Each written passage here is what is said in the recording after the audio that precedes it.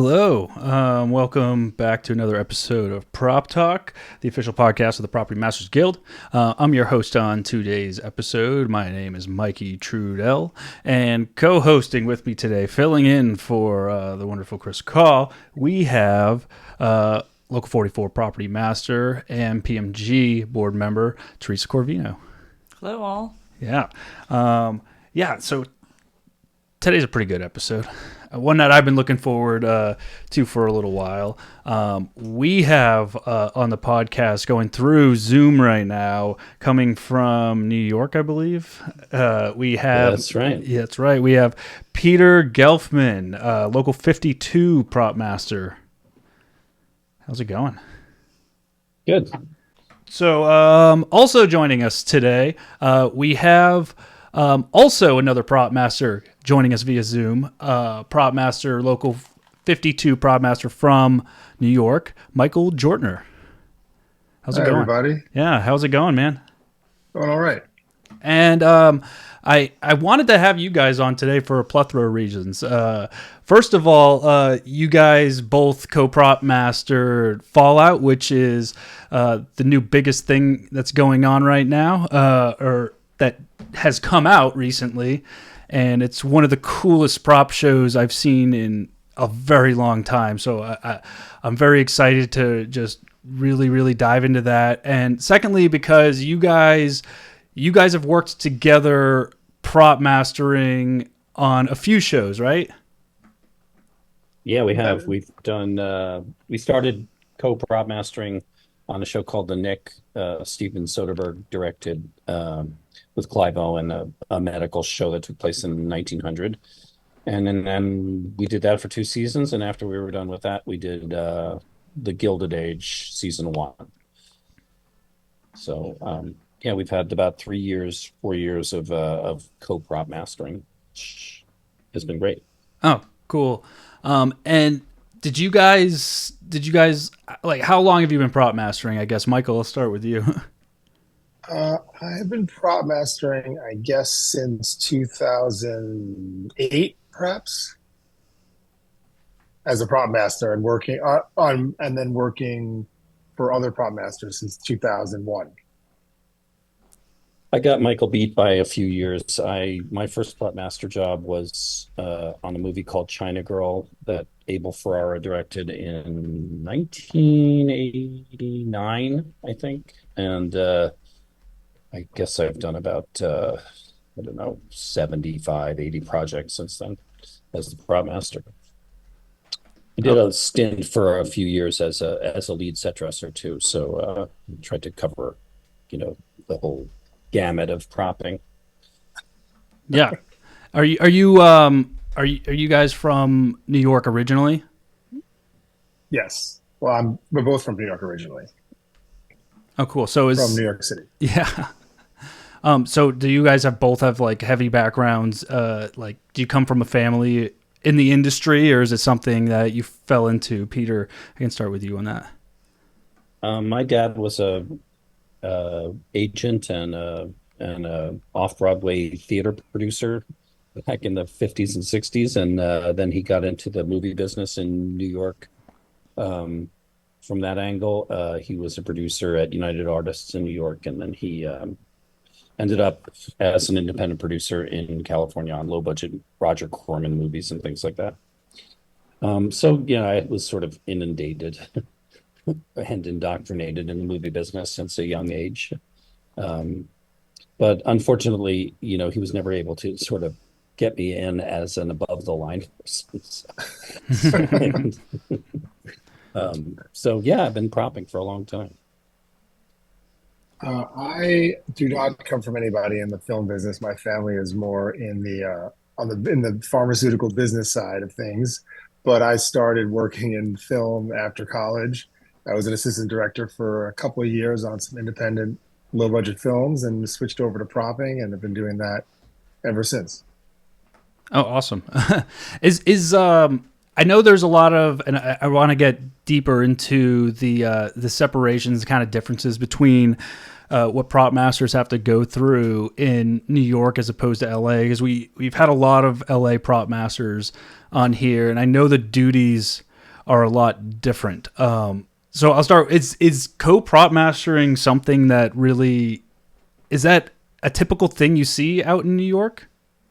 Not really, but it just sort of turned out on some of the projects that we were doing that there was the way that they were laid out, there was the need for either a dual prop master or a prop master because of the whole picture vehicle aspect of things in New York.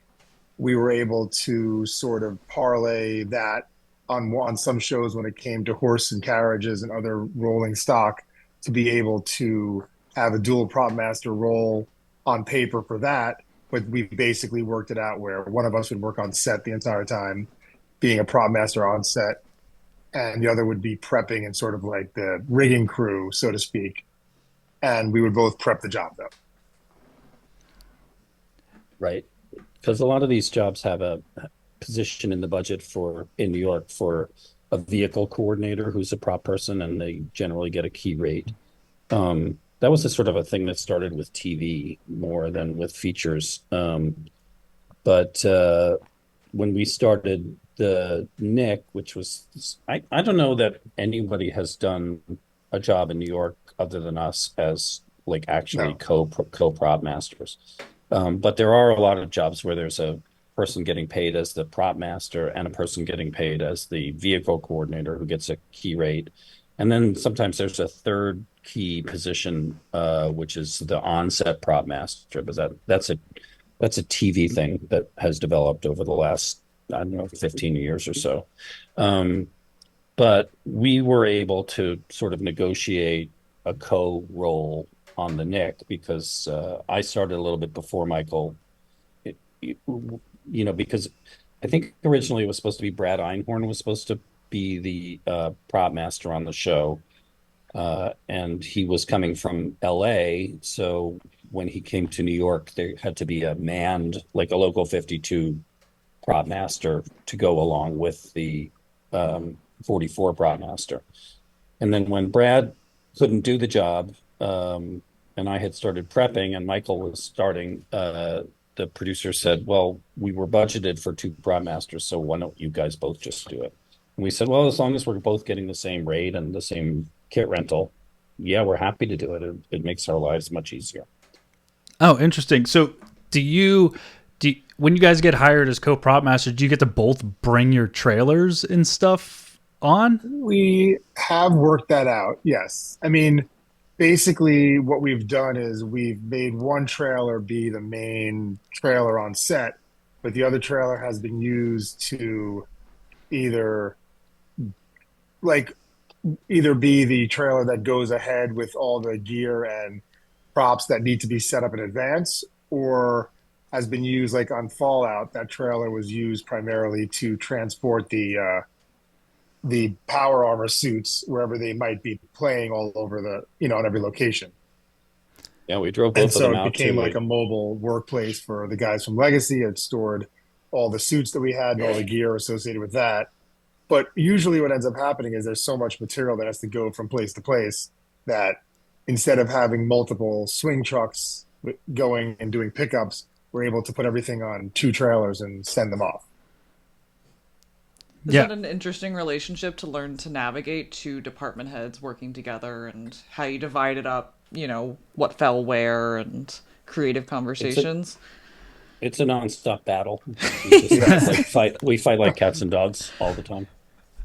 No, it's not true. We get along very well, and Yeah. we work pretty well together. So we've done it. We've been doing it for how long, Michael? Like I guess the Well, Nick we've known was each other for like 20 years or 15, something. 20 years. And I've worked for Peter on some jobs and helped prep and vice versa. And then these jobs, the thing is, the Nick was interesting because it really needed a prop master on set the entire time with all the medical scenes and all the very detailed props that were going on. And then the Gilded Age kind of did as well, just because of all the questions and It details that was kept on coming up every it was very scene. helpful for both of Yeah. us to be able to like be there to answer the producer's questions or the writer's questions.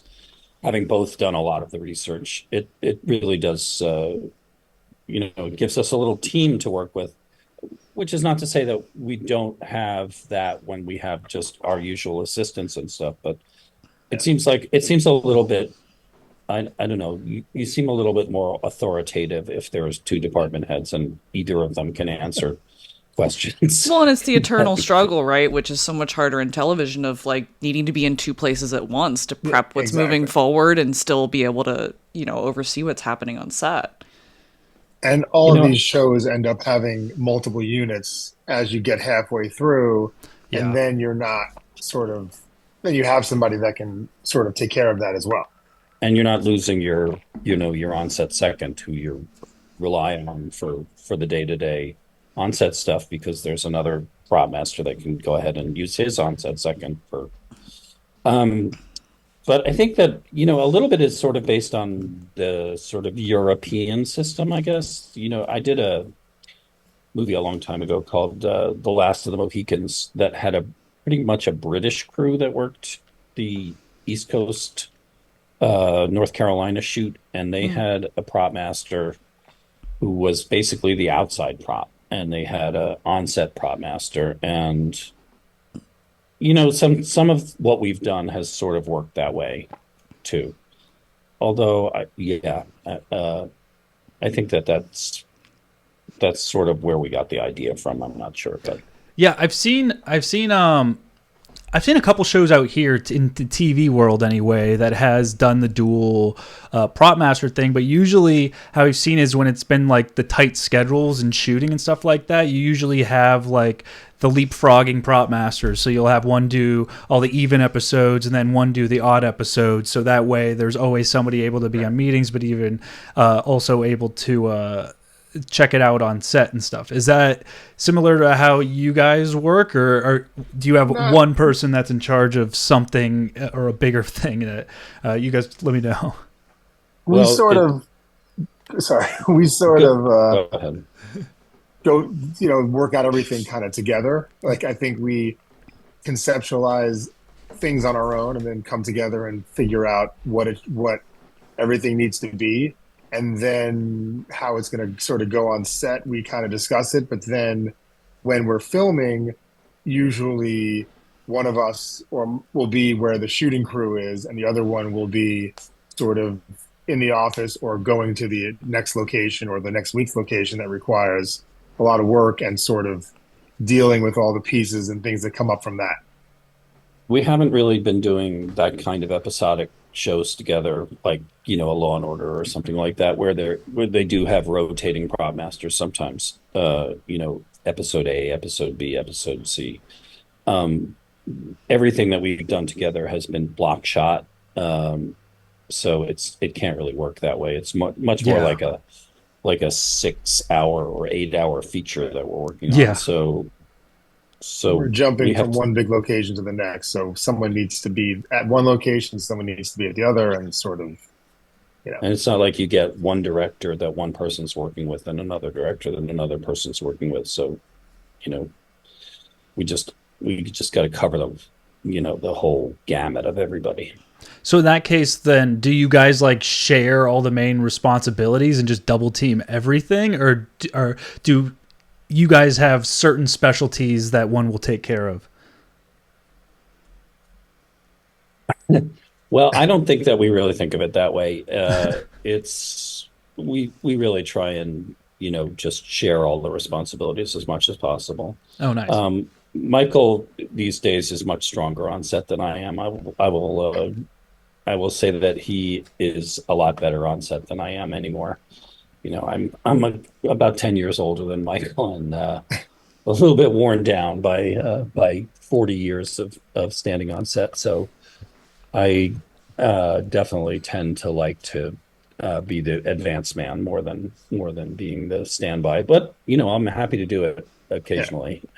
We sort of try to mix it up as much as possible. Sometimes you need a little break from being on set for a scene or two or a day or two, and you sort of switch it over so that everybody is sort of there. But also we have a great crew that works with us as well. So a lot of times there might be like a scout going on prep going on, and neither of us are on set for that particular day, or one of us stops by for a bit, but we've sort of, you know, have worked it out that way. It's worked out well for us on certain shows, on the shows where we've been able to actually do it. Yeah.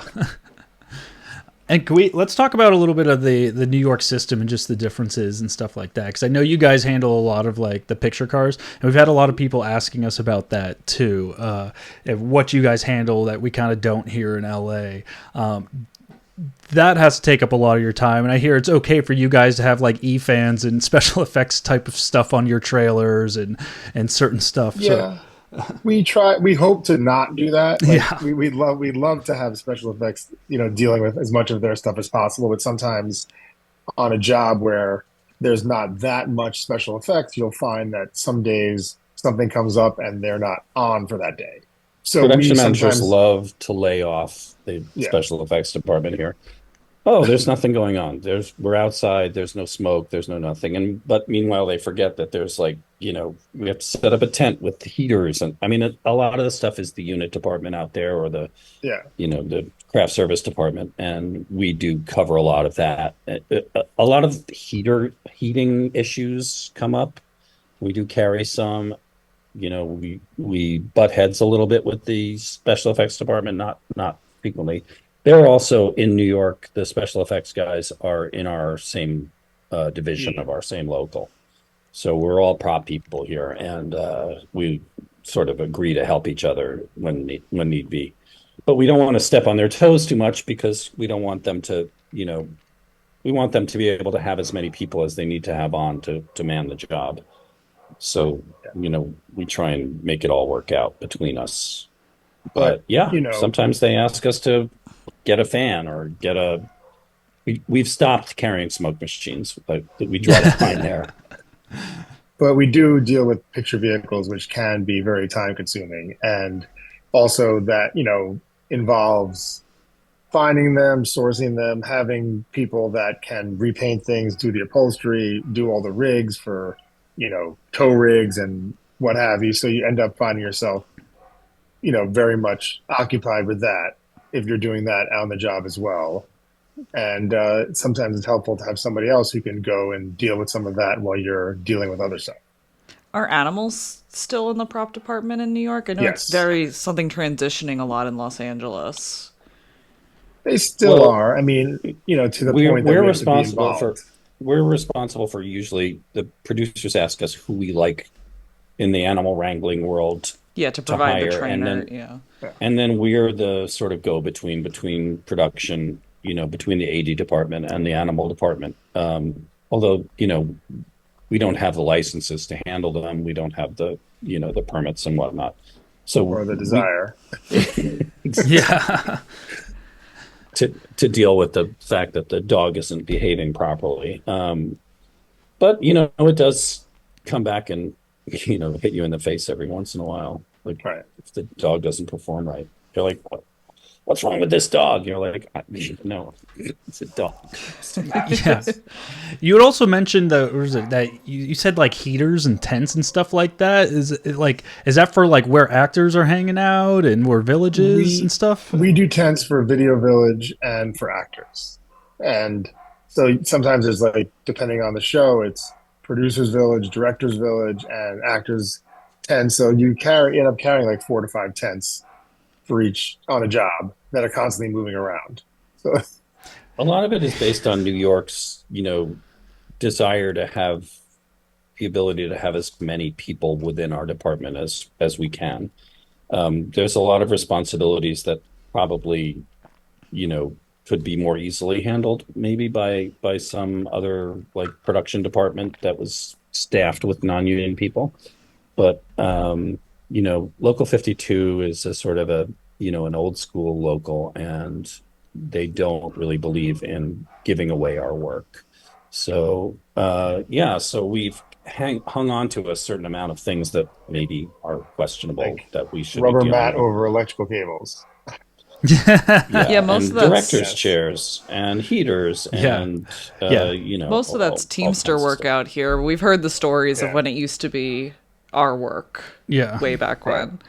Yeah, I'm never gonna complain about setting up directors' chairs again. I guess you guys are doing the tents and stuff.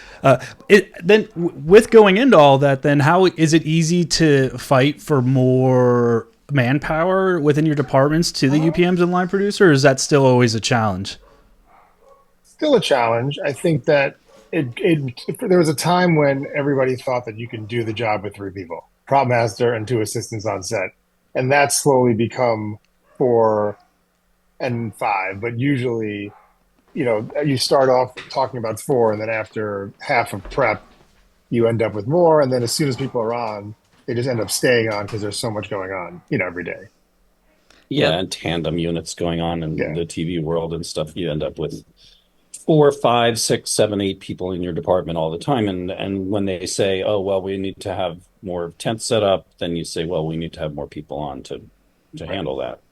So Yeah, I found that to so I be. mean, yeah, there's always still a conversation with the. I mean, they try and shave you down as low as they can, and you try and push back as much as you can Yeah, because we have a lot of stuff that we have to do, and we yeah. don't And if you're want to have. dealing with cars, you're moving 15 to 20 cars around half the Mhm. time, for different scenes, taking things away, moving things around. So it just ends up, it's, The eternal labor you need the struggle. people. Yes. Yeah, yeah. Yeah, and it's been, I would say, probably the most successful strategy with day players is if you can get somebody on because you're saying that's a heavy day, then it's like, well, let's let them stay on until it, slows down. And it Right. never, we all know it never slows down. So suddenly No, that day player is on 5 days a week for Right. weeks. totally.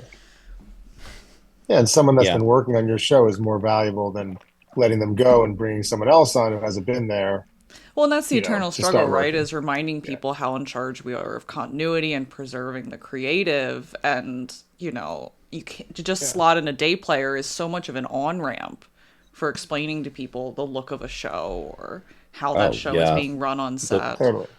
What you were saying though, definitely. it definitely like if you get the day player on for a few days and it shows their worth, it's a lot easier to convince them to stay a lot of the times. So, Yes. so I don't know. What drove you guys into props? Like yeah, what was the tipping point? And Michael, we start with you on that. I guess for me, it was sort of, well, I was working as an assistant director on, these sort of lower budget films. And I got really tired of just sort of being in a camper, just working on paperwork. And I figured, and then it felt like it was a lot more interesting to be part of the creative process and actually coming up with and setting up the scenes that are going to end up on camera. So I started doing that and just, went from doing a couple of jobs to more jobs and working with more people, different directors, and it just sort of went off from there. And for me, I don't know. I just sort of fell into it very at a very early age. And the very first job that I was full-time prop assistant on, the prop master, it was a non-union job, and the prop master got fired within the first week of shooting, and they looked over at me. I was 23, I think, at the time, and said, "You'll just have to handle it." And it You'll was be I got a lot of help fine. from the I got a lot of help from the art department. There were more experienced people around, but I had been watching for a couple of years. I had been working on a show called Tales from the Dark Side as a carpenter.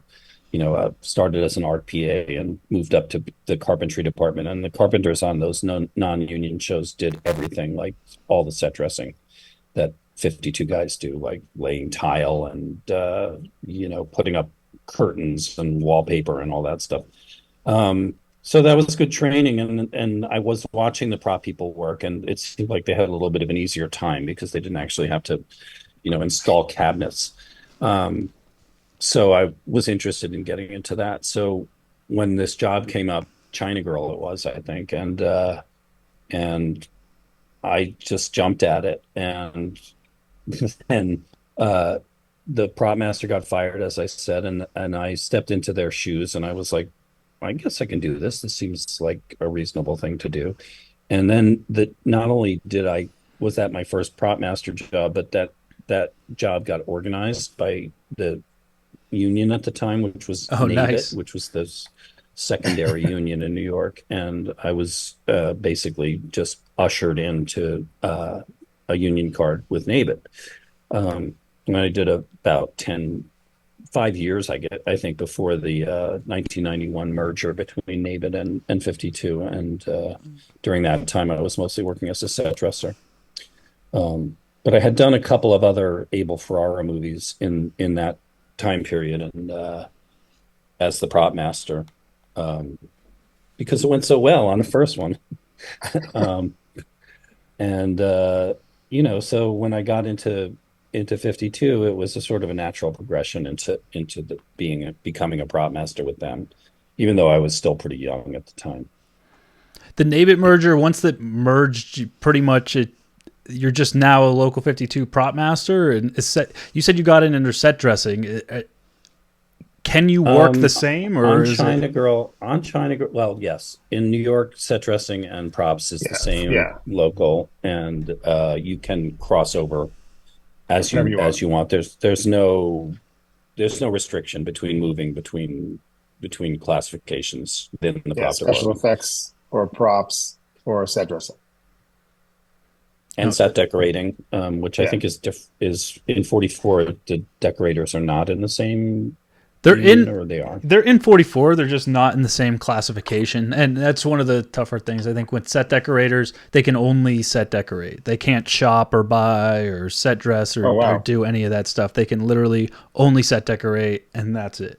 Yeah, prop masters have more flexibility out here. Yeah. Than decorators do. Right. Prop masters can actually set dress. So prop masters can set dress. Prop masters can work shopping, property. I think they can even be lead men if they want. So we have a little bit more flexibility, but set decorators do not, unfortunately. We can't special effects or do any of that stuff, though. Yeah, no special effects, no fabrication, no decorating, but everything else.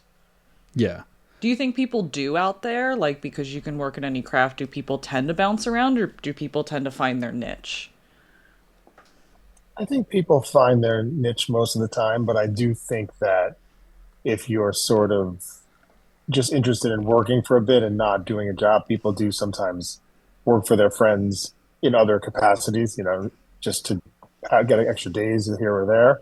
But most people sort of stay in their kind of area.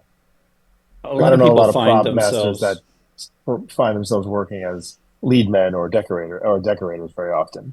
Right. Sometimes there's crossover between decorating and prop mastering, not that frequently, because there's a lot of really good decorators here and there's a lot of really good prop masters here. So there's demand for both. But there are people who go back and forth between commercials and features, and on commercials there seems to be a little more flexibility in terms of which position you do. I know a lot of prop people who decorate commercials and prop commercials or do both at the same time. Right on. Peter, I'm looking through your IMDb here, and I see that you prop mastered the New York portion of War of the Worlds. Yeah, that was I did about 7 or 8 jobs, mostly in the 90s and aughts with Doug Harlocker. Oh, cool. So we had quite a good working relationship. I was his New York guy for a while. And like when he would come, like I think the first one we did was Independence Day, which was only a few days in New York. But then Godzilla was like 5 or 6 weeks, and we worked really well together. So we just kept, anytime he would have a job that came to New York, and I think the next one was Men in Black and Men in Black 2 and Spider-Man 3, and there was a bunch of them. And War of the Worlds was one of the later ones that we did. And it was Michael, you worked on that too, right? I worked on it for a little bit, yeah. It was an amazing show. It was like crazy. That was the biggest sort of thing that I had ever seen up to that point. Just like it was like an army of people descending on us, and asking in us some cases stuff. Literally on that movie. Yeah. I mean, we went down to Virginia for a few days on that to like basically kit out a whole army unit of people fighting against the tripods, and Yeah, that was a crazy show. And like we were in Bayonne, New Jersey, uh with Tom Cruise, and like all cars crashing into other cars, and you know things running amok, and like they built this turntable in the middle of a street in Newark that like lifted up the sidewalk and spun it around, and like the building faces were falling. I mean, God, it was crazy. Jeez. But yeah. Yeah, you're like the sixth prop master we probably had on this podcast that has like either come up or worked closely with Doug Harlock or like back in the early 2000s and 90s. I'm curious how it works when a show comes out to New York in certain situation like this. If you've done a lot of these type of things where you have a primary prop master, the primary prop master typically comes out with these size shows, and you're just the feet on the ground that has the knowledge of everything in the area of where to get what. Or can you explain that a little bit? Yeah, it's kind of like being the local China hand, or as they used to say. Um, yeah, you're the what the sources are for stuff in that region, and um, but But you're working putting the with crew Doug, together and yeah, you're sort of, yeah, you're prepping in advance in New York for a while, getting things set up for him when they show up. yeah, and then you sit in the office with them for a couple of weeks, and make sure that you're all on the same page with everything, and that you've gone through their punch list, and that they have gotten your punch list back, and uh, but once it comes down to actually shooting in the area, your crew looks to my crew looks to me. They don't look to Doug, and Doug has to sort of go through me to a certain degree to communicate with the larger group of prop people that are there. And usually he brings his second and maybe a third, and they've I've gotten along great with all of their people, with all of Doug's people, and that have come. And in fact, uh, the first job that we did together, he brought Scott Getzinger with him, and and then Scott ended up moving back here, and we worked together on like a whole bunch of jobs. Scott was my second on Salt, and I don't know, it all seemed pretty organic. Like everything worked pretty well together. There wasn't like competition between us or anything, and just got it all done. Is there a little adjustment period when they first get there with the crews and everything? Well, I mean, on maybe on Godzilla there was, but after that, we were known quantity and they were known quantity, so Oh yeah, it was just familiarity. basic. Yeah. So, but yeah, sure, there's adjustment between, you know, the LA way and the New York way, but you know, that's what we're here for, and that's what they're there for. So, Totally. Yeah. I'm also seeing American Gangster as one of the. How was that? that was it was great. Was probably the biggest job I had done up to that point as the solo prop master. And working with Ridley Scott, and he's an amazing director, like really demanding, and very specific, and an amazing amount of energy, and it was fun trying to keep up. And the job was big. It went to Thailand for like 3 or 4 weeks, Oh, and cool. holds Vietnam War sequences, and amazing scenes that we had to do, like where we took apart a C-47 cargo plane into its component parts for the FBI to be searching it for the heroin that Frank Lucas was bringing in, and all that. That was a big show. That was a lot of fun. Um, And yeah, that you guys work a lot of traveling gigs, right? Yeah, sometimes. I mean, I think a lot of the shows that we do have definitely had a traveling component to them, you know, which is also helpful to have somebody else who can be sort of doing some of the advanced work there and also just sort of key in on certain things while things are going on set, you know. But yes, Fallout, for example, we traveled to both Utah for 3 weeks, I guess it was, 3 weeks, and Namibia and for a week and a half, I think. Week. it was a very short stint in Namibia, but it was a big deal Very to do busy. it. Yes. We actually, I think we were there for like the whole stint. The whole Namibia section was 7 days, maybe, and 2 days on each end of it were the actual travel to and from. And like we shot there for 4 days, I think. 4 days. Maybe only 5 days. But it was definitely, we landed, when we landed in Namibia, we went on a tech scout and then started filming right after the tech scout. And The shortly same day, discovered that there'd be two units going on simultaneously the whole time. which they hadn't told us about. How many people were you able to bring out there, or was it just you two? Just the two of us. And we had a local crew. Luckily, it was the both of us because Yeah. originally they were like, no, we just want one of you to go, and we'll just pick up all the locals. And we're like, well, wait a minute. You're talking about doing 2 units at the same time with two different directors, and you want to use a South African prop person who's never met any of the people or knows any of the actors or anything. Like, I think maybe would have you not- should think about yeah. that a little bit more. How easy was it to find convinced crew there? They had hired somebody as a prop master who brought a crew before we started. That prop master also owned a shop in Cape Town where a lot of the set dressing got rented from. So he was sort of there on the ground for a month or so beforehand and was going back and forth. So he sort of set us up well when everything of ours arrived there. They sort of had some trucks. They opened everything up for us. They sort of laid it all out to look at to make sure it was all there.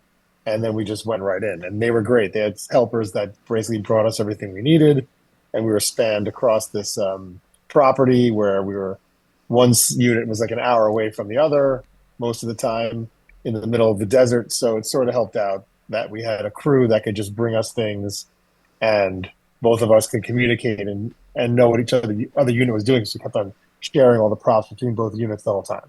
We couldn't really, I mean, they were great. All of them were really good. We couldn't depend on them to bring anything that we didn't sort of figure out to the table, though. Oh, no. I mean, we couldn't say, here's the call sheet. Can you get it ready? Can you, prep for tomorrow? No, also it's a Because show they didn't know where, the show. yeah, in the show it's like what 90% manufactured props. So there's that. And it was also anticipating what we brought a whole bunch of props that weren't asked for, that we just anticipated they would need if they were going to be shooting this scene and not this scene. And so we ended up using everything that we brought, and we brought probably like 2 or 3 large trunks more of things than were on the call sheet. So basically we were sort of figuring out in advance what we think should be there and bringing it.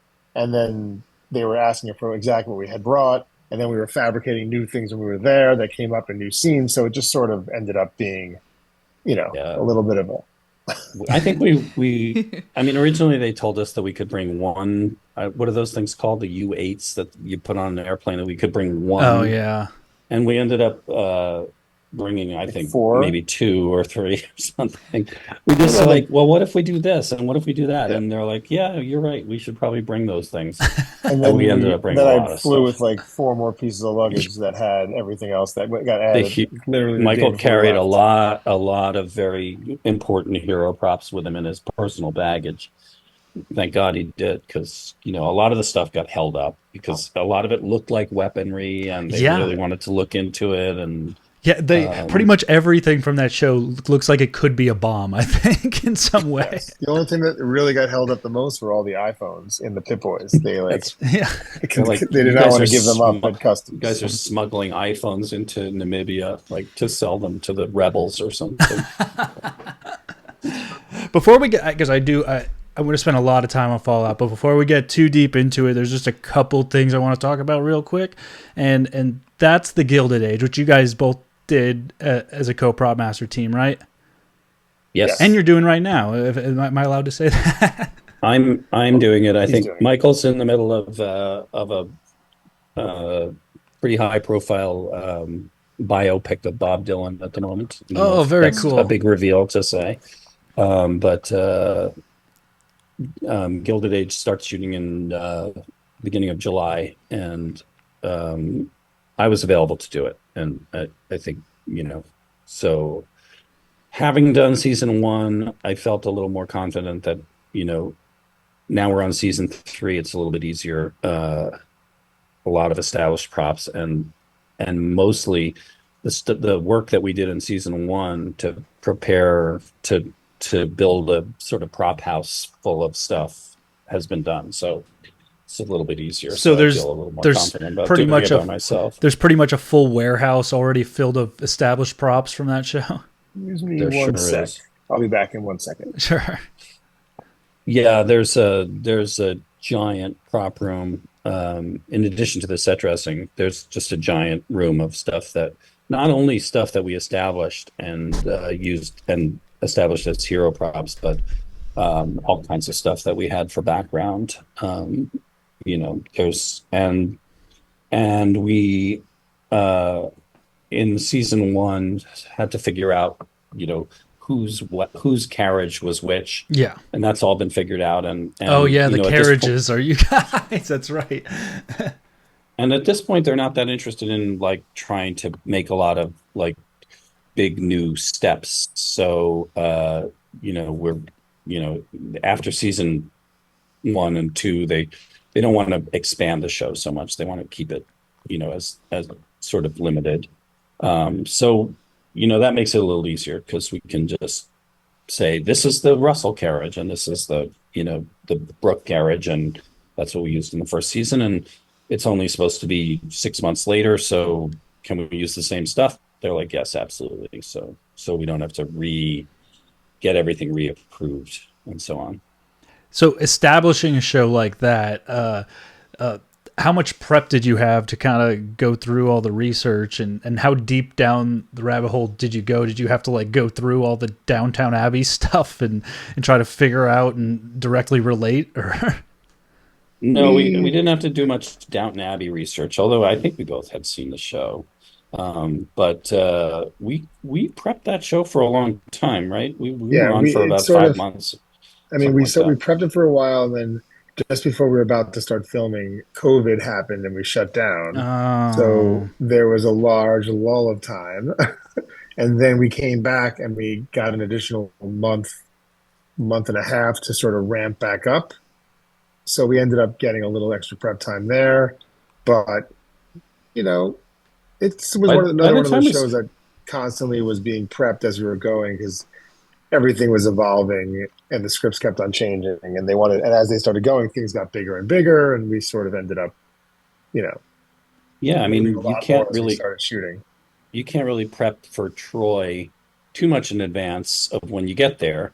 Troy is a town in upstate New York that yeah, we ended up shooting a lot of the exteriors in, because it has a sort of a much more uh, remaining look of the 19th century, a lot of the buildings and streets and stuff, and no tall like skyscrapers like Manhattan has. Um, but we went there for like 3 weeks or 4 weeks, and we went there directly after we had gone to Newport for 2 weeks, and we went there, and after like 3 months of shooting in New York and the studios and so on. So you can't just prep for that thing that's 6 months down the road. You have to prep for it like the couple of weeks before you get there. oh yeah. So you're kind of Yeah. rolling with the So punches. yeah, Yeah. and And new you stuff as you're comes out. going, you're Also, they learning a don't give you lot. all What this. All they don't give you all the scripts right away, Oh yeah. or finished versions of the script. So a lot of the time, you don't get the pages until a few weeks before, and there's big changes. So Well, and it's nice to have a long prep, but I've found that sometimes the longer the prep, it just lets people think that they can keep putting off decisions forever and ever into the future. So they're like, that is well, definitely that true. seems maybe the right thing, but we're not going to say yes to it for until it's only 3 weeks out. let's talk about that a little later. Yeah, Yeah. we'll sidebar Yeah. that for a couple months.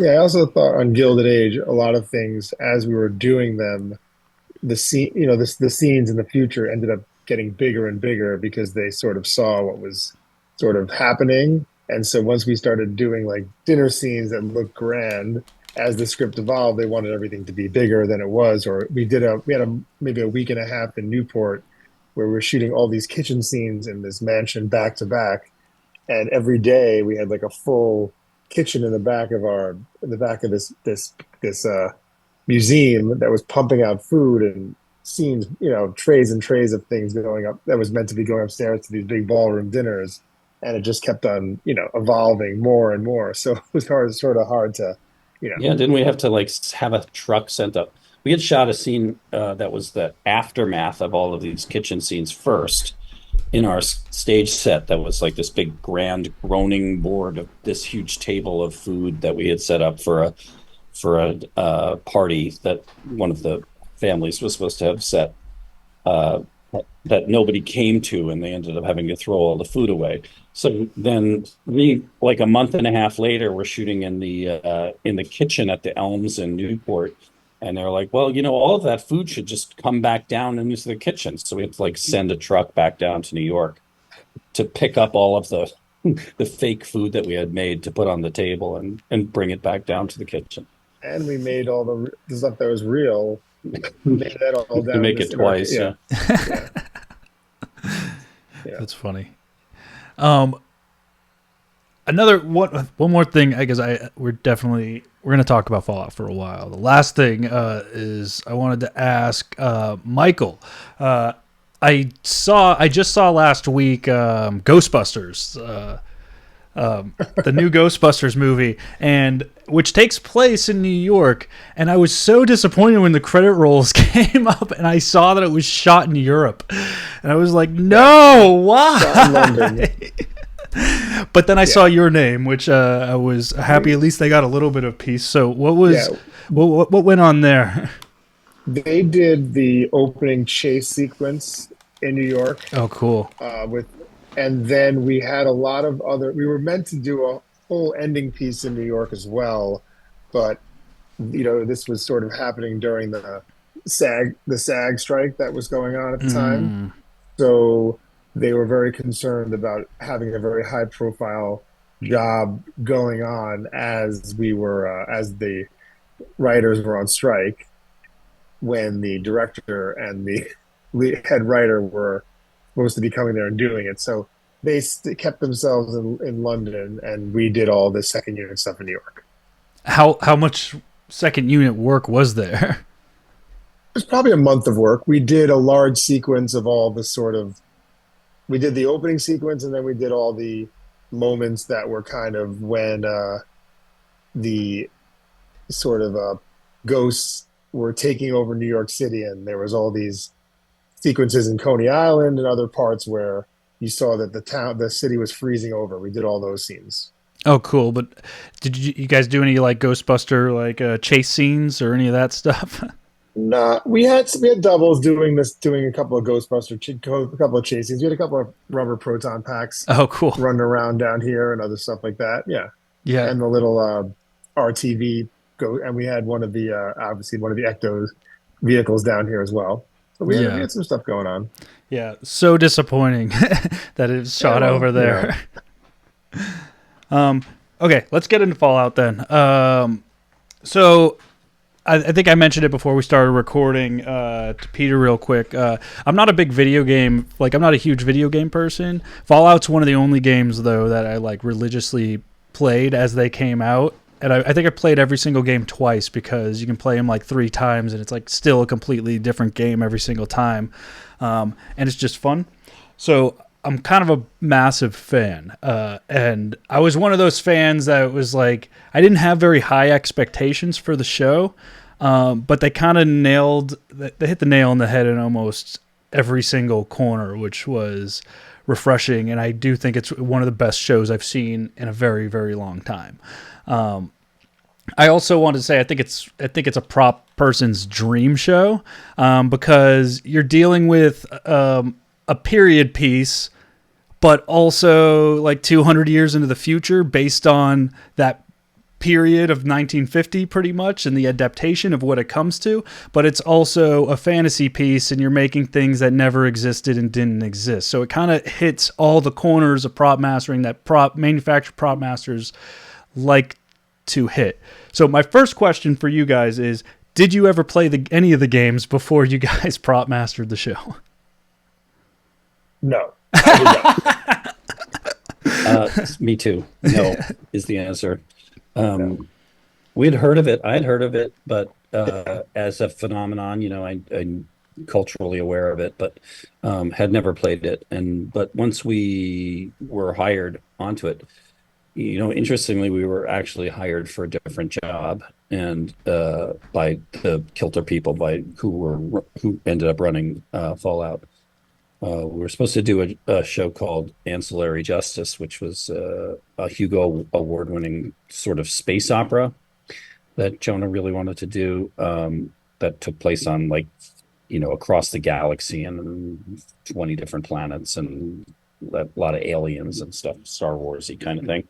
And then that show sort of fell apart like a month before the end of the year 2021, I guess it was. So Jonah Nolan and Lisa Joy were not originally supposed to even do Fallout? Jonah Nolan had the rights. They had the rights to it, but it was something that they were planning on doing, but not at the time that it necessarily happened. And I think they were planning on doing it in Atlanta or somewhere in the South, or maybe in LA. And when Ancillary fell apart, Jonah had already, the Kilter had already spent a large amount of the Amazon money on reserving stage space in New York and setting up a production in New York. And we were supposedly about like 3 or 4 months out from shooting on that show when it fell apart. And Jonah just said, well, you know what? I have this other project. Why don't we just do that? We'll just use the same people that we've hired. We like them all. And so we'll do Fallout instead. We were like, really? Because that doesn't seem very realistic. But there's no stopping Jonah. He's a juggernaut, and it really it just actually worked really well to roll that crew into the new project. So no, we didn't know that we were being hired for Fallout at first, and then we were the show turned into Fallout, and Michael and I both immediately ran out and bought a console set, and we started playing to see if we could. What game did you start with? I started with 3, I think. And good call. 4. Both good calls, I think. We didn't get very far. Neither of us got very far. After a while, we decided, after like 10 hours of gameplay each, where we had both maybe. We're not the exact same generation as you guys, I don't think. So we're not like, we basically the perfect watched gamers. a lot of YouTube videos of people playing the game and conspiracy theories of the game based on the game, and we learned a lot from that. Yeah, you can go straight to certain things, like the what's the name of the town, the Megaton that our Philly was based on, and you can watch those sequences and sort of get a feeling for what this sort of gameplay is around the wasteland areas. And there's a lot of online video of people playing in the vaults. I was saying it's like for props wise, I think it's kind of a good game to start to play through for it too, because a lot of the loading screens are just stills of you'll have a Pip-Boy that's slowly rotating where you can kind of see every detail of it. So you have a lot of these weird detailed shots and stuff of it, which probably helps. How hard is that? And there's also I'm sorry, go ahead. No, how hard is that though? Because from a video game perspective, it's art, and it's not always practical art, right? Because it just needs to exist in a computer. But now you had to make the real version of it. Yeah, we had access to files from Bethesda of their files for what they created for the video game, and we gave them to our illustrators, but they ended up having to rebuild everything because nothing functioned in a way that it could. Nothing fit right. The scales were all off, and obviously we had to make everything that could be used in a way that it was never designed to be used. Yeah, it all had to be translated into real world sizes and shapes and stuff. And also the models that we got from Bethesda, which were great, they were low poly. All of them are Yeah. what they call low poly, and you couldn't actually feed them into a 3D printer and print them out Yeah. because they would be very jaggy and stuff. So we had to have everything re-rendered pretty much. Yeah. And while we were at it, a lot of the stuff redesigned so that you could Yeah. actually put your hand in it, or in the case of Hold it. like the power armor, put yourself inside of it Yeah. without cutting your arm off. You know, Yeah. For, We, I mean, it was great. It was great as a reference tool. And, there's a lot of great reference tools out there. There's a lot of fabricators that made objects for cosplay that were very helpful to have in terms of just having a discussion about something tangible. But most everything that is on screen, we ended up having to fabricate right. from scratch. I mean, everything pretty much is. I mean, the weapons, for example, I think looking at the weapons, I mean, you probably have an endless treasure trove to go through. So, I mean, I want to know, first of all, if you guys have to pitch any of the weapons or if everything was kind of written out with those specialty ones they had to make. And then, aside from that, did you guys create a lot of your own weapons aside from that? Because in the game, a lot of the weapons you can kind of build out yourself just out of pipes and stuff that's just laying around the wasteland. So did you guys get to have some fun with that?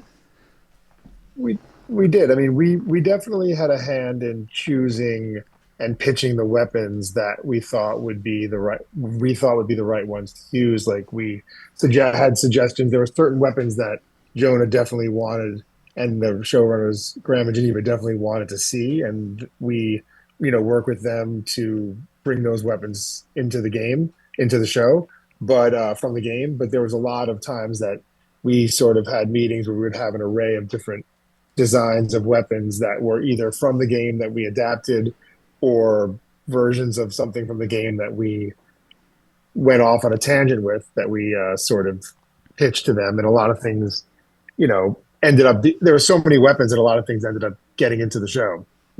We redesigned the trank guns, Yeah. sort of based on a Wastelander trank gun weapon, but not really. We had to basically go back to the drawing board for that, and our illustrators designed Yeah. We needed pretty a much handgun mostly just version of like a syringer, basically, that yeah, someone could wear in a holster. Right. yeah.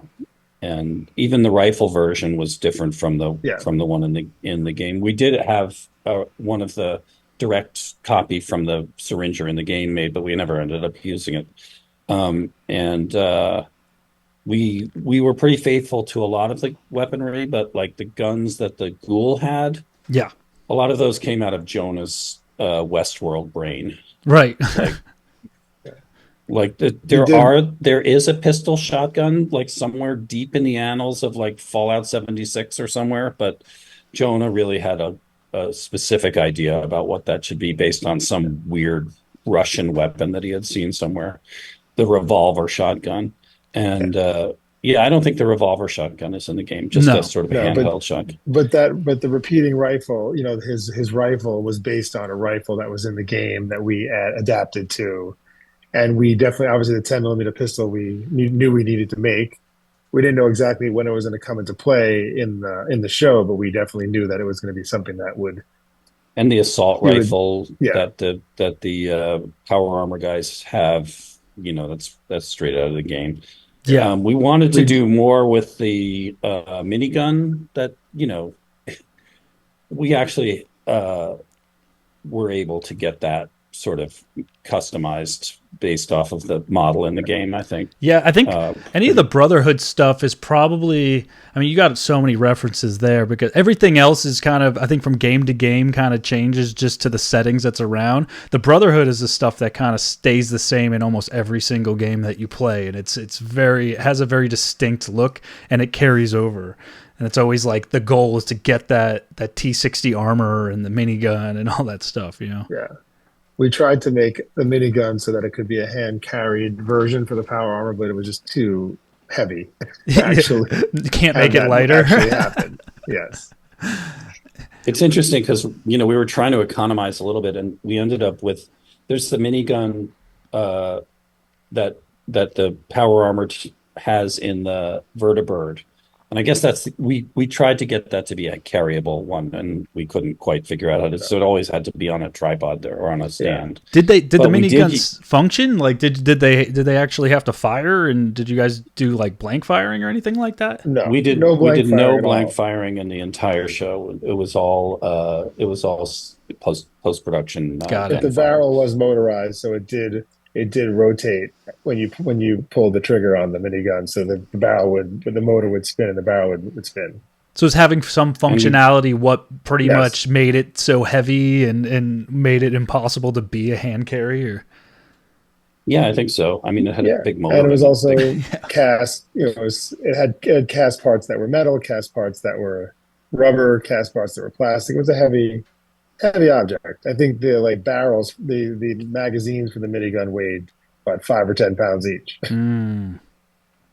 Yeah, we had those big garbage can drum magazines that they had to keep.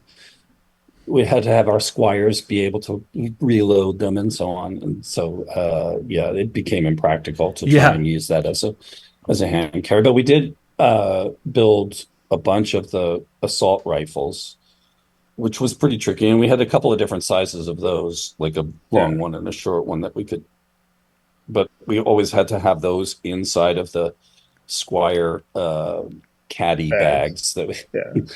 that we kept Oh, showing the yeah. A Squires lot of carry. the That was an invention of ours, right? The Squire yes. bag, and Hmm. Oh yeah, those Yeah. were hilarious. We also, I mean, a lot of the weapons that the power armor carried had to be bolted into the hand of the power armor so they could be, at least held while moving around. Like we came up with a handgun version that they used because the assault rifle was so big that it couldn't really be carried and move and have the same mobility as carrying a handgun. We designed something like this that was sort of based off a Desert Eagle Oh, cool. to be for the power armor. Yeah. Yeah, so let's talk about the T60 power armor real quick because you guys had mentioned that you guys were responsible for a lot of the power armor in relation to the puppeteer company. well, because we had started before almost anybody else, because we had been on the other show. Um, in order in order to keep us on for the whole prep, we said, whatever you want to lay on us, we'll be happy to try and handle. And they said, well, okay, how about the power armor? I mean, normally You get that what would you be asked for. Yeah. yeah, we did. I mean, normally that would be a costume department maybe, or just a straight up VFX or a specialty effects house Yeah. thing. If you say we do Um, we do accessories, that's excessive accessories right there.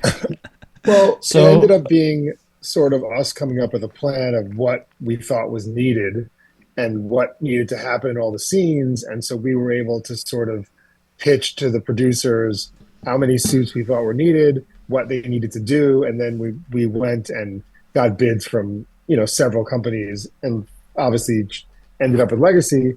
But then we were sort of one of the direct contacts with Legacy throughout, with all the different changes, all the different iterations that needed to happen, and then worked very closely with their people on set to sort of keep the flow of information going between what needed to happen and what was happening on set every day, and talking we it back at. So we what supplied a couple of guys from our department to Legacy's technicians when they were in New York. Because I mean, part of that is the union regulations. I mean, they're still a non-union. Well, I think that they're all 44, but or SAG.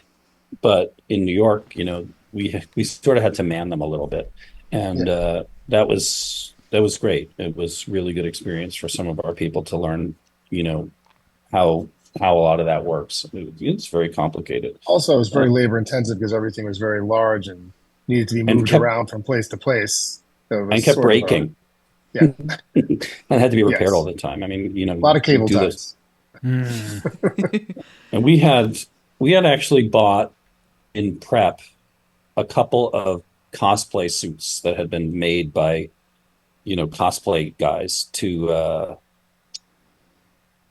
use at cosplay shows, and we ended up using them a lot more than we thought we were going to. Like in a couple of the scenes in Utah, we actually put some stunt guys into them for some of those scenes that where they're like walking out of the dirigible towards the camera with all the Oh, smoke and yeah. everything. Um, they ended up mostly using the legacy suits for those. Like they would tile them and use Sure. them because they just worked about a million times better than our horrible cosplay suits, which we had to cable tie on to people because the legs kept falling off of them and stuff. But yeah, so we had, I don't know, by the time we were done, we had two wearable stuntable suits from Legacy, two or three cosplay suits that we could use as sort of backup One background suit that was pieces. like a freestanding suit that you could step in and out of. One that was called the clamshell suit, Yeah. and it had puppeteerable like panels that would open, like the arms would open and the legs would open and the back would open, and you could step into it, Oh, and then it could close down around you. it would actually Um, close in on you? Like No, that was no, practical and everything?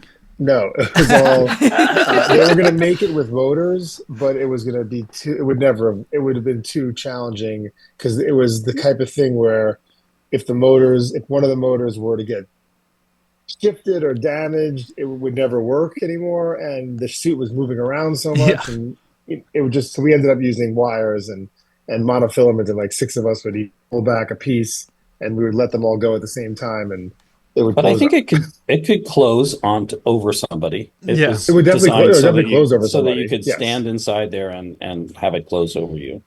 Yeah, we had full You scenes of couldn't people you couldn't inside of it. move. I mean, you could move your hands. I think that was the arms were movable. Maybe And not. crush somebody's No, not skull. really.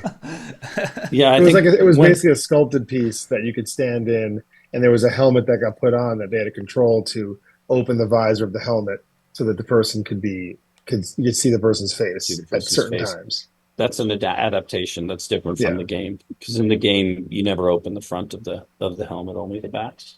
Yeah. But that's not as practical when you're trying to have a sort of intimate scene between Maximus and Lucy. Be able to see both of their faces. Um, so yeah, it was fascinating to be part of that whole Yes. And How then section of the job. since we And did that, we ended up also having to be involved in helping to design the practical parts for the Gulper creature and for the Mr. Handy robot that was in the game as well. really? So we sort of ended up doing we commissioned another company to work to build a practical Gulper, the Quantum Creations, and they sort of or Quantum Effects, and they went to puppeteer the Gulper, and then we had Louis Doty at ISS fabricate the Mr. Handy robot into with arms that were able to be puppeteered, and we had the Legacy guys help us puppeteer that. Did you And guys it do moved the on a jib arm. Did you guys do the turret gun then too? We did the turret gun, and it's yes, interesting we about used the turret gun because that was where we were trying to economize a little bit, and we asked Lewis, who built the actual, he built both of them, the minigun and the turret gun, and it was the same gun. We had one rotating set of barrels with a motor attached to it, and it took about 4 hours to transfer the works from the turret gun to the minigun and back again, which we had to do like 3 or 4 times. yeah. Yeah, so it was maybe not the wisest choice was to try and economize by having one motor basically, and But it was the way to convince them to allow us to build both. that's right. It looks so freaking good in the end result too. So, Yeah. how heavy were those T60 suits? Like What did we figure they were? 200? No, 110, 100 pounds, I think. 120 100, pounds yeah. for the ones that the stunt guys had to wear. Oh my god! Yeah, very Yeah, heavy. and they had And like the 6 inch main stunt guy stilts in the bottom. wore the whole suit most of the time. Like at first they were like, well, maybe he'll just wear the top half or just the bottom half or this or that, and he ended up wearing the whole thing all the time. In Utah, in Africa, we shot a lot in the summer in New York, and it was really hot. It's great. He's become a big star in the stunt world now. Adam Yes. Shippey, his name is. He's like the guy who wore the power armor, and he managed to do all kinds of stunts and jump around and managed not to Yeah. die of heat prostration when we were out in Namibia, and he's in the suit in the middle of the African desert and or Although the it was or the probably Utah hotter in desert. Utah than it was there. Yeah, that's true. So let's talk a little bit about some of like the more iconic pieces that I mean you're gonna have fan lore. So first of all, I want to ask: was there's somebody on set like a go-to like person that's pretty much Fallout wiki that you can just ask any question to that has the Fallout knowledge of the universe? Did you have a person like that?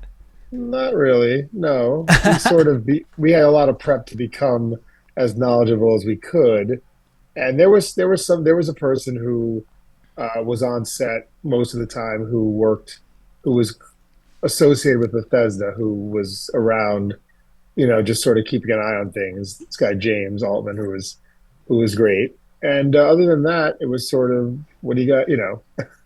It's interesting. Showrunners, They director, tend and to look us. to us for answers a lot of the time, and Yeah. if we didn't know it, we'd bullshit our way into it to a certain degree. So I think No, the heaviest thing, even past the weapons that fans will get up about, is well, first you have to get the Pit Boy right. That's like yes. the number one all of prop I think in all of Fallout that you can't really get wrong. And then aside from that, it's the medical stuff. It's the stuff that you're going to use. It's the stim packs. It's the Radway. It's all of that stuff. Yeah. So let's talk about a Pit Boy real quick. How did you guys create the Pit Well, Boy and what came up with that? we were told the first thing we were told is that because we had bought a couple of, Bethesda had made a lot of toys and objects that they sold for Fallout 4 and 76 and Fallout 3. So we bought some of the Pit Boys that they had bought just for sort of a visual reference and scale. And the first thing we were told is everything was way too big. So Yeah. we had to scale everything down. And in doing that, obviously, we had to redesign the whole thing because we wanted to keep all the integral parts of it intact, but we also needed to make it like a third of the size. How practical So we was it? spent a lot of it's pretty practical. I mean, you could take it on and off. That we put an iPhone 5S in there, so Oh, all the cool. screens were designed and could be, controlled by a playback person. So every time someone, turned on their Pip Boy, we'd turn the screen on, and we would change all the different. Every time they turned the dial, we'd go from map to status to all those different things. So the Pip Boys were pretty, practical in that respect, not as durable as we would have liked. They tended to fall off people's wrists and smash into a million pieces from time to time, or you would have an actor wear it to their trailer by mistake. You couldn't grab it from them, and then they would come back in two pieces. So Yeah. we ended up repairing a lot of Pip Boys and making a lot of Pip Boys. We have to say that a big shout out to whoever invented the clear ponytail holder, because that was our go-to repair method. Yeah, We would just put a and couple of clear rubber bands around the Pit and Boys to hold them It's and our a together. license nice plate trick too. You do the same wristband, thing. a wristband to adjust the size of the Pip Boy. You put on like these Yeah, like black a sweatband, wristbands, yeah, a to black sort of terry cloth sweatband yeah, inside of them to size them up to the people with the thin wrists and so on, and to pad them out a little bit. yeah. They work great. Were they like mostly one size fits all type of things? Because you had to make a lot of them, We right? We we made what do two we make about sizes. we made We had a two large and a sizes. small, Yeah, which they were being very sort of gender specific about at one point, and we corrected them. We didn't want them to get too. So large and small, or large and medium, I guess, and after that, they had to be fitted by putting more or fewer wristbands on underneath them. We on made on the about big 80. We made about yeah. 80 altogether, Well, right? we made Wow. 80 rubber ones because we had a lot of stunt ones, and all the background actors wore rubber Pip Boys. And then we probably made about 20 to 25 actual ones that had to be painted in different finishes. So we had like the overseer ones that were gold, and then we ended up having to repaint them for Vault-Tec to be brand new and very shiny silver, and then age them down to be with the Vault for Vault 33. And then we adapted them and added flashlights at one point when it came up in a script Oh yeah. in one of the episodes. And then so we ended up sort of constantly making little changes when we could to sort of, to adapt for what we already built because we couldn't really redesign them from scratch and have them, you know, ready in a week's time. Yeah, I think Theresa originally, after she watched the show, she asked me. She was just like, "Oh, are the Pip Boys supposed to be that big? Like, are they that big?" I was like, "Oh, they're bigger in the game. They're much bigger." Because I don't think a lot of people realizes that, like we were saying before, it's 1950s technology, but 200 years in the future. But they've been underground this whole time, so it's supposed to be small CRT televisions that's Right. in the thing. Like, it's not, Yeah. you can't make that small, like, or LEDs or phones anymore. We kept we had the curved plexi screens that we put over the in there, so everything sort of felt like it was a CRT, and we kept it to the green and black, readout on the iPhone, so it really felt And like the game. the producers kept saying, "Well, how do you switch between the screens?" We're like, "There's a dial on there. You have to use the dial." And they're like, "Isn't it a touch screen? Can't we just say it's a touch screen?" Like, no, it's not a touch No, screen. it's a CRT. It's a CRT monitor. It's not an iPhone. It has dials on it. Yeah. It's supposed to be like a radio receiver in there too. Use Right. me one more sec. Yeah. Sorry. So we had to adapt on the fly too sometimes. Like the real Pip-Boy has the flashlight is on the front of it. Like if you're wearing it, it's like right next to the screen. And when you turn on the flashlight, you never actually see it in the game because you're always wearing it. Right. But we ended up putting a little keychain flashlight on the back side of it so that we could have those scenes where the guys are walking around exploring Vault 31 or 32. And we did end up using like a little coin cell flashlight that we fitted into a slot that we made that we adapted to the hinge of the Pip-Boy. And we ended up having to sometimes like gang up like 3 or 4 of them because they, kept saying, can't we just use the flashlight, and isn't that enough to just light up the whole scene when we see, the guy with no legs sitting in the chair when they go into the other vault? I'm like, well, I'm sorry, but I don't think that our little flashlight is going to actually light that. So they've made us like jump through all kinds of hoops to get the flashlights to work. Yeah. That was definitely an afterthought.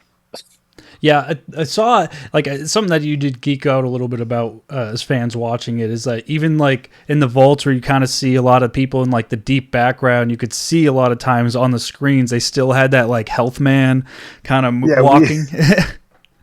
We had made some plexiglass screens with the decals on them for the background Pip-Boys. And then whenever we had the opportunity, if a background actor was close to the screen and we had an extra Pip-Boy laying around that wasn't on somebody's wrist, we'd give them a real one so we could sort of try to get as many working screens as we could as close to camera as possible. Oh yeah. Sometimes it worked out a bunch.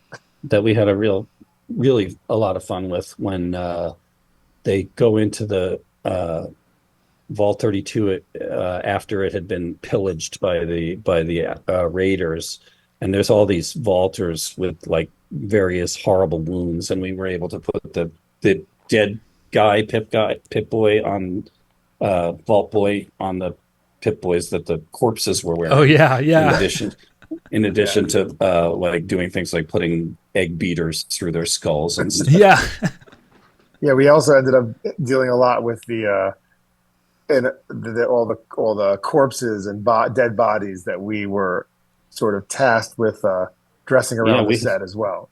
We had a big special effects makeup department on, but they were really overburdened. They kept trying to like hold them down to like 3 or 4 people, and we usually had a fairly big crew, so we ended up like with a warehouse full of bodies that we were getting from. Yeah, I actually did a couple seasons on Westworld, and we actually had a body tech on that show that just handled bodies. Mm-hmm. We unfortunately did not. Yeah. We did have a lockup on the stage that had a stack of 20 bodies that were constantly coming in and out. Bodies, I feel like, is always a problem. It's always Oh a yeah. fight for prop masters, even here with that. It's like, oh, who's handling the bodies? It's like, not me. Yes. We also did, even though, well, actually, when we first started doing the first couple episodes, we ended up finding all the you know, abandoned vehicles that were on set, dressed in all the sets, and the lead, our set dressing department helped us to forklift them all over the place when they needed to be moved around. But then, as the season progressed, we ended up having all the flashback scenes and started finding all the driving vehicles as well. So we were kind of going through all the picture vehicle vendors that we knew to find vehicles that had the closest look to the large finned cars in Fallout, even though they weren't flying. We definitely did a lot of vehicle work as well on that show. Found a couple of original. Michael found a couple of a really original prototype 1950s like Jetson vehicles that I can't. What were those things called? It was like the Ford Atomica or Oh, something. there was that one Chrysler that was. It was funny because that was like the most concept car, and it ended up being in the scene for like the least amount of time because the owner was so annoying he wouldn't let anybody near it. And we had some other vehicles that stuck These are guys were climbing in prototype and out. vehicles that there's like Yeah. one or two of in the world, and we managed to get a couple of them on set. But we did have a couple of cars that were really cool that were, featured a lot, like Cooper Howard's, his car that he drove around with the doors, Darren, where the doors slid in when you would come in and out of it. And then we had that Messerschmitt that we had on set for that one scene. It was fun. Bud Askin's little car. It was the Messerschmitt. Very cool. Let's talk about stim packs and the medical stuff that you had right there. That's always a part in the video games which is hard to translate, is when somebody gets injured, because obviously it doesn't translate as well, I think, in most cases, when you just, oh, I'm dying, and then you just walk over, put a shot, and you're like, I'm good now, and then you just can keep walking. Where it makes sense in a video game, it doesn't really in real life. I like how they kind of did that, where it's like, okay, well, give me the adrenaline boost I need, and then I still got to stitch myself up after. But the stim packs is such a major thing, and it looked very good. But there was also stuff that I don't even think was in the game. There was I don't know, the little that kind of looked like the buff out that he was using, but you could actually, and they were functioning. I was like, I could see the liquid in it go down, which was so cool. I was like, that's an awesome prop. Yeah, we had the inhaler that the ghoul used. Don't tell me that. The liquid being eliminated out of the bottle. That was not us. That was an effect. That was VFX. We did create the inhaler and the little vials, but we did not have the liquid go out. But the inhaler was a fun prop to do, and we ended up having to come up with in Africa another version of it, which we basically used an old 1950s one of those atomizer bottles that like you see in Bugs Bunny, where they squirted into the opera singer's throat. That was the ghoul making medicine that. And then we did have that you found that great stapler that we used when Lucy was stapling up her knife wound. Oh yeah, which was an actual surgical stapler from the earliest versions of those, and also the injection gun that Wilzig uses to inject the little. That was a pump jet inoculation object, used to vaccinate large crowds, and it didn't have a needle on it. It was air pressure that you put up to somebody's neck, and you would inoculate them, and we added a needle to their it, skin. But we had to put a big giant retractable needle on it. But those were 1960s inoculation guns that they used throughout Africa when they were when the World Health Association was going around inoculating people all over the place. Oh wow. So we tried to find stuff that was, in the retro futurist vein of the games, that maybe when we had a prop that we couldn't find, an analog for in the game, that we could adapt and that would be acceptable to the within the lore. Fit into the lore. And also we at some point we had so much fabrication going on that it was sort of it was great to find something that could just work as it Yeah. was.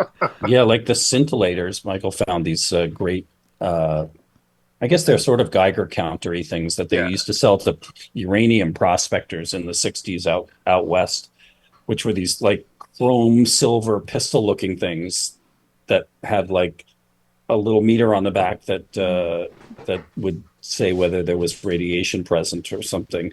And we basically used those as is. You know, yeah. we We had spiffed to them up a make little like bit, but leather holsters for them, but brother we used them for the brother to steal, but they were great and they just sort of fit in with the look of everything else that we had going on. So it worked out really well. And yeah, that's did you have to make the stim packs all retractable and stuff like that? Did you? We did make them retractable, and we made them also. We I think Lonnie at Hand Proper remade them for us, and we made them where you could set it so that when you did the injection, the needle would move. Oh, That it was cool. yeah. being that it was also being you know that Yeah, the dial was legible. We had, yeah, and it, you know, the needle on the dial would go from full to healthy to like yeah full to Yeah. empty, or healthy to dying, or whatever it Yeah. was. It was just, yeah. Did you No, we guys? tried to. We would, especially because there was no weapon firing. We tried to, especially with the guns, like we made the Squire pistols, which were that sort of weapon that was kind of. I think it was like a it wasn't a weapon that the Brother to Steel normally used, but it was a weapon that you would find in the game if you got to a certain point. But we did make it that when you pulled the trigger, the cylinder would turn and you could open it up and load rounds into it. So we tried to make it Whoa. to do something with it. that was an interesting weapon because in the game it's basically based on a like a like a Browning high power frame, but blown up like 25%. And then it has, instead of a clip, it has a cylinder that pulls out like a revolver. Right. So it just looks like a automatic, but it's actually a revolver. Yeah. Go figure why you would want that. I don't know, but It was Because it But it looks works cool. really great. Yeah, because it looks looks fun, cool. yes. That's it. So fun to the fire. one last thing I want to talk about is some of the like fan lore props we didn't see. I want to know, did you guys have a bunch of bobby pins ready to go just in case? We did sure have a did. bunch of bobby pins. I think we tried to use them a couple of times. Maybe we used it once. We But wanted to use it when Lucy was trying to get out of whatever she was locked into in by Mr. Handy. Oh, right, We were right, going to right. have a Yeah. bobby pin there to get her out of the handcuffs, but then we ended up, it was way too complicated, and we ended up having to yeah, just tie her on with rope or something like Yeah. that. She could Yeah. It seems use like his a own. it seems like a she weird used his long saw sequence. to get out of. Oh yeah, yeah. it's perfect. It seems like a weird long sequence to probably do on film too, because I mean, within the game, one has to break probably for it to make sense, and then you got to Exactly. Yeah. Yeah, it was a lot going on in that particular scene, if I remember. Plus, we were on a set. We were shooting in like the back freezer room of a defunct supermarket, and we had, Mr. Handy on a jib arm. We had the camera on So a jib cool. arm. We had a A puppeteer lot holding going. the saw blade, and Yeah, it was a oh whole my thing. God, it was. But one of the things that ended up becoming very popular were our rad roaches and all our rubber radiated food that we made. Oh yeah, Mm. yeah. The even like the backs, the cram basket, like when you first come in after the wedding, that one was like, oh my god, yeah, nailed it. Yeah, we had fun with the gift basket, Yeah. and then when we were out in the wasteland, we made all of these sort of two-headed lizards on a stick and stuff like that, and And like like rad roach tomahawk meat that steak chops that were supposed to be death claws. Oh yeah, that's what I was Death wondering, to Claw find meat. like an actual death claw like hand. I was hoping we'd see a little bit more death claws. There was a little tease in there, but It's wait till next season. yeah, yeah. Was there a lot of communication about that stuff in advance? Like, did they storyboard and everything, or was it just like preparing for every eventuality that you could try and wrap your brain around they might want? I mean, it was the way it was kind of interesting because we were sort of starting doing a pilot, and then it turned into 2 episodes, then it turned into the whole show. So we when we we only had the first three scripts for maybe the first couple of months for most of our prep and the first months of shooting, but we ended up getting a lot of things that we knew that we might potentially need going forward just because we had time to do it. And we ended up, just sort of trying to build a whole stock, warehouse of items that we felt we could use down the road. Oh, cool. But yeah, it was storyboards. Yeah, there were storyboards. And Jonah's a visionary. He knew what he wanted and he knew what he liked. And, we were sort of pleased with ourselves that we managed to sort of get on the same frequency as him pretty early on. Yeah. So after a while, he trusted us to come up with the things that we thought he would want. And we ended up doing a lot of life-size cutouts, like two-dimensional cutouts of everything to scale. Yeah, we pitched a lot of stuff that way with like a 12-foot gulper. Yeah, or a junk jet that was like the scale of the one in the game, so we could say, this is how big the junk jet like is. It's in the big, game. it's huge. Right. We should you can't hold it. 55% version of it. Yeah, it's like, well, why don't we make it a little smaller than that? That's awesome. It's fun. Yeah. Well, I guess we'd start to wrap up. Thank you guys so much for hanging out with us today and doing this. I was really excited to do this episode. Nice. It was a lot of fun. Excited to be here. Yeah. I'm always excited to talk to New York prop masters, especially too, and here, because things are always so different. The way you guys handle a lot of these types of shows, but also these are my favorite types of shows to talk about. So I could talk for hours. Well, it was a big change for us to do a show like this. We do a lot of period shows. We do big shows here, but we don't generally get to do a big science fiction show like this. And it was really an amazing experience doing this one. And I took away a lot from it, and definitely it was so much fun. It was, and we got to work with a lot of we really got to work a lot more closely with a lot of fabricators in LA that we've worked with before, but not to this level. I mean, with where you've got like 20 projects going on simultaneously at three different fabrication houses. It's sort of, It looked like a dream show. It was jealousy inducing. Like I watched the whole series and like almost immediately started it over again. No, yeah. Beautiful show. People know that it's coming to LA for season 2. I mean, I've talked to probably about 10 different prop masters that are just like gunning, like they want that show. So especially after it's come out, they're like, this is like the greatest prop mastering show experience it looks like ever. So I'm glad you guys got to work on it and experience that. It seemed like it was a lot of fun. Definitely, it was great. It was definitely fun. Yeah. Well, it was hard as hell though. Not to say that. It's a dense show. Definitely just hard. Watching that and locked to the screen, going, "This is a dense show." Wow. Yeah. Yes.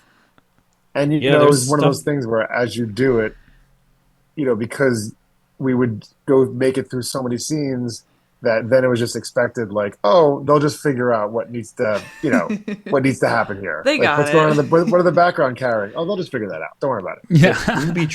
The scene at the radio station, the booby traps and everything, like the designer comes to us and says, well, come on, you guys, you can come up with some good booby traps for this. Like doing thumbnails, napkin sketches for them, and like 2 days before they have to put this together, some giant set with like telephone poles smashing people in the head and stuff. But yeah, it was dense is correct. And what do we figure? We fabricated over 200 different props. Definitely. And we built a bunch of them ourselves, mostly the Wastelander stuff that we could cobble together ourselves. We built cards, we built packs, we built weapons, a lot of everything that was sort of anything we could. And we ended up having to maintain a lot of stuff that was built by outside fabricators. You get something from ISS and it works great, and then like a little piece falls off of it and you have to figure out how to put it back together again. But Oh yeah, Lewis it comes is great back to on the the phone, trailer, but and you're like, okay, there's 8 pieces, and this went from somewhere. How does this go apart again? Exactly. Yeah. Why are Very there hard to get 6? back to the fabrication shop to Yeah. get a Send refurbishment. Yeah. send things back to the coast to be redone. Yeah, Mm. and then you're like, well, why are there like 6 nuts and bolts left over? That's how I open them. Were these supposed You're to like, go don't somewhere? question it. Went back together. It's working. Send Yeah. it to set. It's It'll break fine. again. Just be Exactly. quiet. Just don't ask.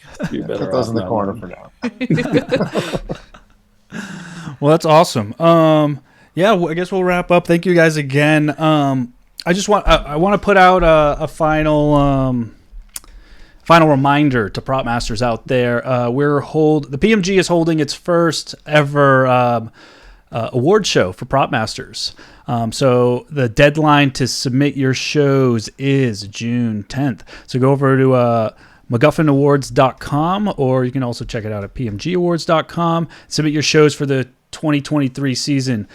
Next year, you guys better submit your show, because I think this one is going to be the one to beat for this category. If I do say so. Excellent. Yeah. Thank you. But yeah, We'll definitely put our names forward. good. We're not proud. But for this season, if you have not submitted your show, I believe by the time this come out, this will be the last week to submit. So yeah, make sure you get it in by June 10th. Get the submissions in, and then yeah. Join us in September. And then join us in September, All right. yeah, to do the thing. Thank you to everybody for tuning into another episode of Prop Talk, the official podcast of the Property Masters Guild, brought to you by real working and retired prop masters. If this is your first time listening, please make sure to like, subscribe, and comment wherever you're hearing this.